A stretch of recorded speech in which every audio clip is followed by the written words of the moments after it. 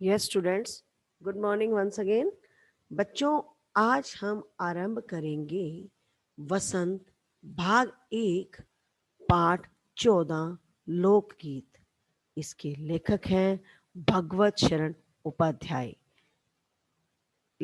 इनका जन्म 30 मई 1910 को बलिया उत्तर प्रदेश में हुआ था और इनकी मृत्यु मॉरिशस में 12 अगस्त 1982 यानी कि 1982 को हुई थी।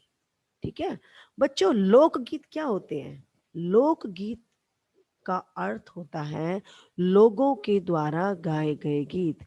देखो, अब हमारा क्या होता है, हर स्टेट में हमारे जो है अलग अलग तरह के राज्य में, जैसे पंजाब है, पंजाबी गाए जाते हैं, बिहार है, राजस्थान है, हरियाणा है, मध्य प्रदेश है। मतलब हर राज्य के अपने अपने लोक गीत होते हैं।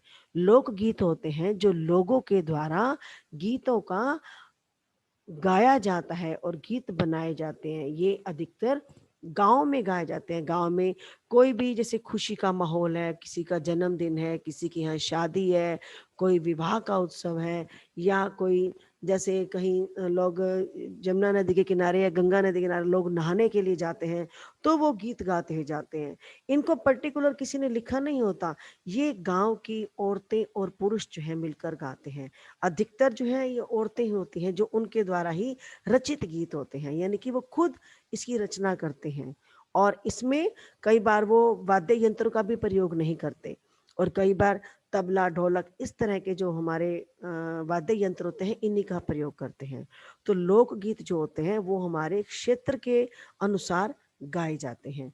जैसे हरियाणा में हरियाणवी लोकगीत चलते हैं, पंजाब में पंजाबी चलते हैं, तो कहीं डोगरी चलते हैं। मतलब हर राज्य में अलग अलग अपने इनके लोकगीत होते हैं।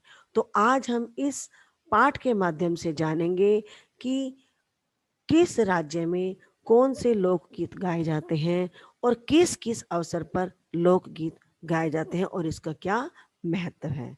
आइए अब हम आरंभ करते हैं पाठ लोकगीत। तो बच्चों, जैसा कि आपको स्क्रीन पर दिख रहा है, पाठ 14 लोकगीत। लोकगीत अपनी लोच, ताजगी और लोकप्रियता में शास्त्रीय संगीत से भिन्न है। ये कहते हैं कि ये जो है शास्त्रीय संगीत से अलग है। शास्त्रीय संगीत जैसे आप देखते हो, इसकी शास्त्रीय संगीत तो पर्टिकुलर सही तरीके से सीखा जाता है और इसको संगीत को बजाया जाता है। संगीत को यानी कि शास्त्रीय संगीत के मदद से ही हम जो है कोई गाना, जैसे किसी ने गाना है तो उसके लिए उसको प्रॉपर अभ्यास करना होता है। लेकिन लोकगीत के लिए हमें कोई भी जो है अभ्यास नहीं करना पड़ता, कुछ भी सीखना नहीं पड़ता। ये लोगों के द्वारा गाए हुए गीत होते हैं जो अधिकतर जो है गांव की महिलाएं गाती हैं। तो लोकगीत सीधे जनता के संगीत हैं। घर, गांव और नगर की जनता के गीत हैं ये, यानी कि लोगों के द्वारा ही इनकी रचना की गई है और लोग ही इसको गाते हैं। इसके लिए साधना की जरूरत नहीं होती। जैसा कि मैंने आपको बताया कि इसके लिए अभ्यास की जरूरत नहीं है, सीखने की जरूरत नहीं होती। और इनका कब गाए जाते हैं लोकगीत? त्योहारों और विशेष अवसरों पर ये गाए जाते हैं। यानी कि लोकगीत का कब गाए जाते हैं? किसी त्योहार पर या किसी विशेष अवसर। विशेष अवसर क्या होते हैं? जैसे बच्चे का जन्म होता है, किसी की शादी होती है, या कोई घर में कोई भी शुभ कार्य होता है, तो उस समय ये लोकगीत गाए जाते हैं। सदा से ये गाए जाते रहे हैं और इनके रचने वाले भी अधिकतर गांव के लोग ही हैं। यानी कि हमें इस पाठ में बता रहा है कि इस जो गीत है, लोकगीत को गाने वाले अधिकतर गांव के लोग ही होते हैं। स्त्रियों ने भी इनकी रचना में विशेष भाग लिया है। यानी कि जो स्त्रियां होती हैं वो भी इसमें विशेष पार्टिसिपेट करती हैं लोकगीत को गाने में। स्त्रियों ने भी इनकी रचना में विशेष भाग लिया है।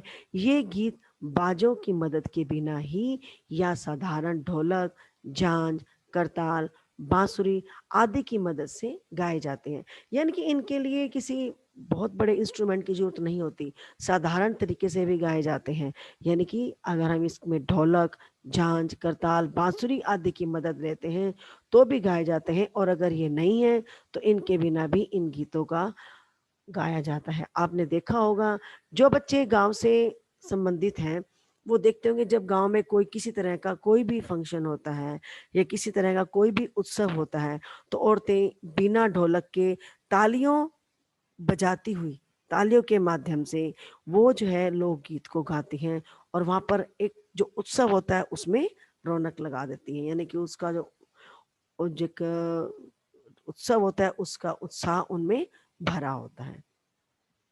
एक समय था जब शास्त्रीय संगीत के सामने इनको हे समझा, हे मतलब इनको छोटा समझा जाता था, कि इसके बारे में नहीं कहते थे कि जो ये है लोकगीत है, ये मतलब इनको छोटा, हे इनको छोटा माना जाता था। अभी हाल तक इनकी बड़ी उपेक्षा की जाती थी, यानी कि अभी तक भी इनकी उपेक्षा की जाती थी, बुराई की जाती थी। पर इधर साधारण जनता की ओर जो लोगों की नजर फिरी है, तो साहित्य और कला के क्षेत्र में भी परिवर्तन है। यानी कि अब जो है लोगों ने धीरे धीरे लोक गीतों को भी पसंद करना आरंभ कर दिया है।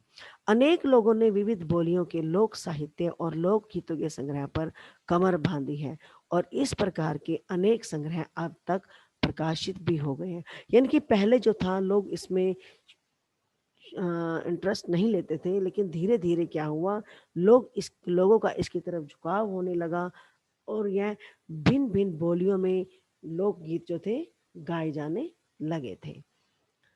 तो लोगों ने अब जो है इन लोकगीतों को लिखना शुरू कर दिया है, और इसका संग्रह मतलब इनको इकट्ठा करना शुरू कर दिया है।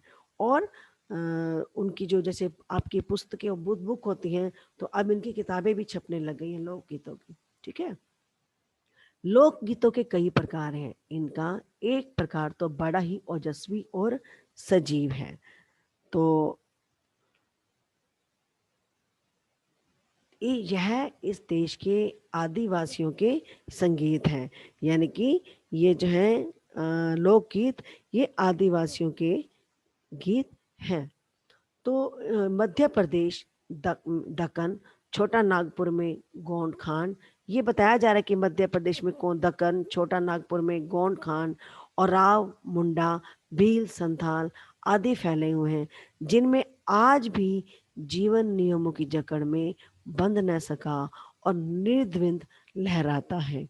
यानी कि क्या कहना चाहता है, ये कहना चाहता है कि आज भी ऐसे मध्य प्रदेश में दक्कन है, छोटा नागपुर में गोंड खान, ये जातियां हैं बेटा आदिवासियों की, मुंडा, संथाल, तो ये आज भी इन्हीं लोक गीतों को अपने उत्सवों में गाते हैं। इनके गीत और नाच अधिकतर साथ साथ और बड़े बड़े दलों में गाए और नाचे जाते हैं।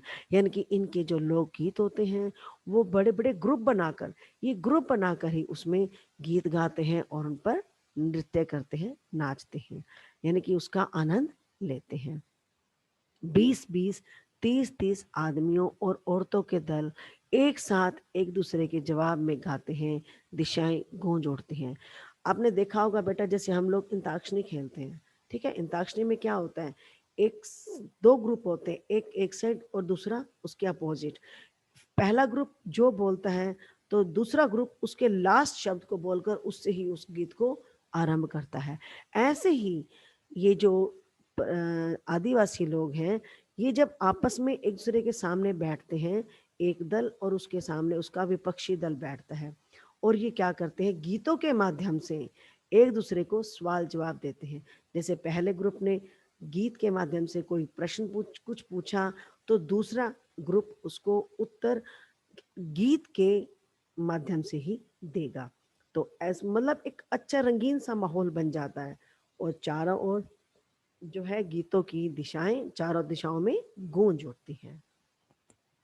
पहाड़ियों के अपने अपने गीत हैं। पहाड़ी जो लोग होते हैं, जैसे हिमाचल है, जाते हैं, उत्तराखंड है, तो यहाँ पर सबके अपने अपने गीत हैं। उनके अपने अपने भिन्न भिन्न रूप होते हुए भी अशास्त्रीय होने के कारण उनमें अपनी एक समान भूमि है। ठीक है, ये बता रहा है कि जो पहाड़ियों हैं, पहाड़ी लोग जो हैं, उनके अपने-अपने गीत हैं। उनके अपने-अपने भिन्न रूप होते हुए भी अशास्त्रीय होने के कारण उनमें अपनी एक समान भूमि है। यानी कि वो जो है भिन्न-भिन्न रूपों में गीत गाते हैं भी वो उनमें एकता झलकती है। जैसे गढ़वाल, किन्नौर ये सब हिमाचल के हैं, कुछ उत्तराखंड के हैं। गढ़वाल, किन्नौर, कांगड़ा आदि के अपने-अपने गीत और उन्हें गाने की अपनी-अपनी विधि है। यानी कि हैं हिमाचल में ही लेकिन गढ़वाल है, किन्नौर है, कांगड़ा है, ये शहर हैं वहाँ के, तो वहाँ पर गाए तो पहाड़ी जाते हैं लेकिन उनके अपने-अपने तरीके हैं, अपनी-अपनी विधि है। उनका अलग नाम ही पहाड़ी पड़ गया है, यानी कि जो उनके लोकगीत हैं, उनका नाम पहाड़ी पड़ गया है। वास्तविक लोकगीत देश के गाँवों और देहातों में हैं, यानी कि जो प्रॉपर जो लोकगीत हैं, वो देश के गाँवों और देहातों में ही गाए जाते हैं। इनका संबंध देहात की जनता से है। देहात क्या होते हैं बेटा? जो गाँव में रहते हैं, उनको देहात बोलते हैं।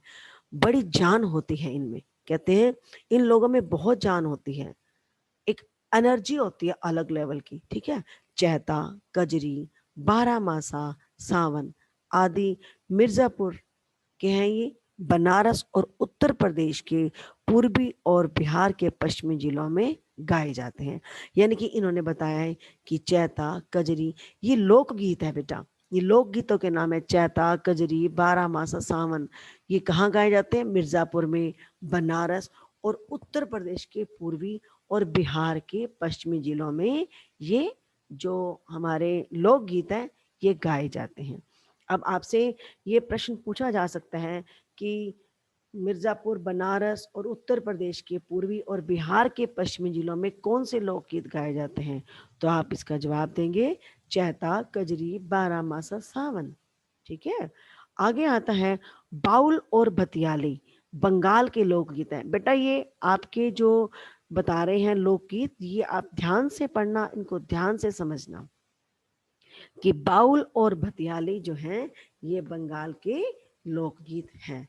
पंजाब में माहिया आदि इसी प्रकार के हैं। पंजाब में चलता है माहिया, आपने देखा होगा पंजाबी जब सुनते हैं तो माहिया शब्द का ज़्यादा प्रयोग किया जाता है क्योंकि वहाँ पर जो लोकगीत गाए जाते हैं वो माहिया उनको बोला जाता है। हीर रांझा, सोनी महिवाल संबंधी गीत पंजाबी में और ढोला मारो आदि के गीत राजस्थानी में बड़े चाव से गाए जाते हैं। देखो अब इन्होंने पंजाब में बताया माहिया, हीर रांझा, सोनी महिवाल, यानी कि जितने सब हैं ये पंजाबी में। और ढोला मारू, ढोला मारू आपने देखा होगा राजस्थानी जब आता है तो उनका एक अलग ही अंदाज होता है, एक अलग ही तरीका होता है। तो राजस्थान में ढोला मारू आदि के जो गीत हैं वो राजस्थानी लोग बड़े चाव से गाते हैं। इन देहाती गीतों के रचयिता कोरी कल्पना को इतना मान न देकर अपने गीतों के विषय रोजमर्रा के बहते जीवन से लेते हैं जिससे वे सीधे मर्म को छू लेते हैं। यानी कि इसमें क्या कहना चाहता है? मर्म का अर्थ होता है रहस्य, ठीक है? तो मर्म मतलब रहस्य। कहता है कि इन देहाती गीतों के रचयिता कोरी कल्पना को इतना मान न देकर अपने गीतों के विषय रोजमर्रा के बहते जीवन से लेते हैं। यानी कि जो उनका डेली रूटीन का टाइम होता है, जो उनका डेली रूटीन होता है, रोजमर्रा की जो उनकी जिंदगी होती है, वो उसी से ही इन गीतों की रचना करते हैं। इसके कोई अलग रचनाकार नहीं होते। सीधे जिससे वे सीधे मर्म को, मर्म होता है दिल को छू लेना। इनमें मतलब इन गीतों में एक रहस्य छिपा होता है और जो ये लोग गीत गाते हैं ये सीधे हमारे दिल को छू लेते हैं। मर्म को अर्थ रहस्य भी होता है और इसका अर्थ होता है दिल। तो ये जो होता है दिल को सीधा छू लेते हैं। उनके राग भी साधारणतः पीलू, सारंग, दुर्गा, सावन, सोरठ आदि हैं। यानी कि उनके राग कौन-कौन से होते हैं? पीलू, सारंग, दुर्गा, सावन, सोरठ ये सब लोकगीत है बेटा, ठीक है? उनके राग बताया गया कि किस राग में गाते हैं, ये राग हैं ये। कहरवा, बिरहा, धोबिया आदि देहात में बहुत गाए जाते हैं और बड़ी भीड़ आकर्षित करते हैं।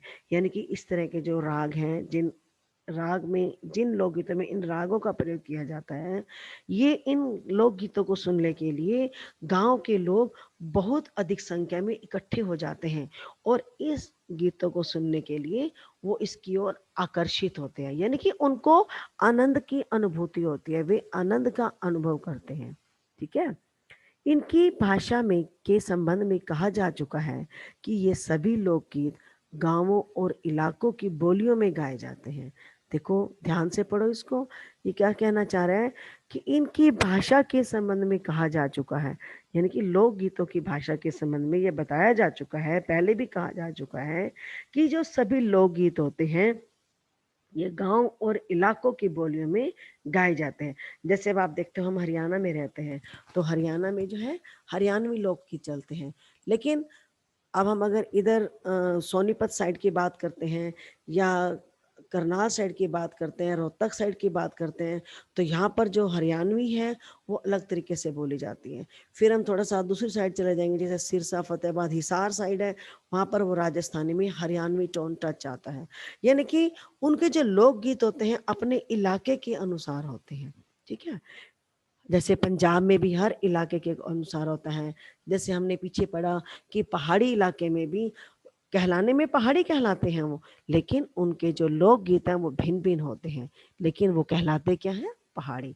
ऐसे ही हर इलाके के अनुसार जो लोकगीत गाए जाते हैं, इसी कारण ये बड़े आहदाकार और आनंददायक होते हैं।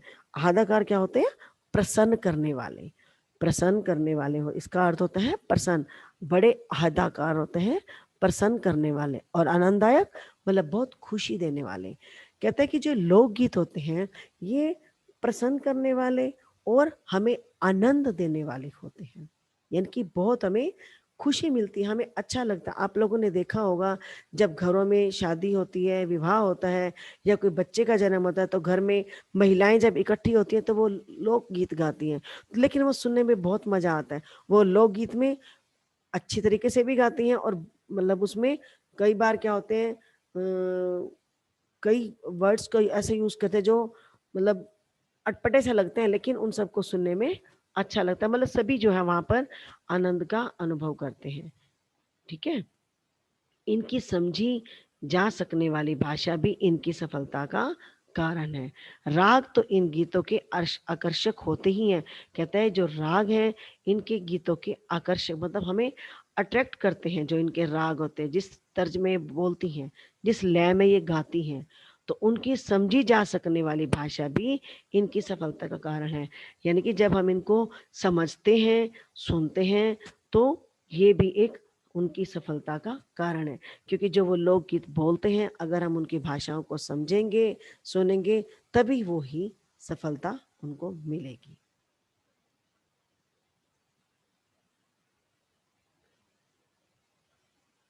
तो बच्चों आज हमने यहाँ तक ही पढ़ेंगे। इस पाठ का शेष भाग हम कल आरंभ करेंगे।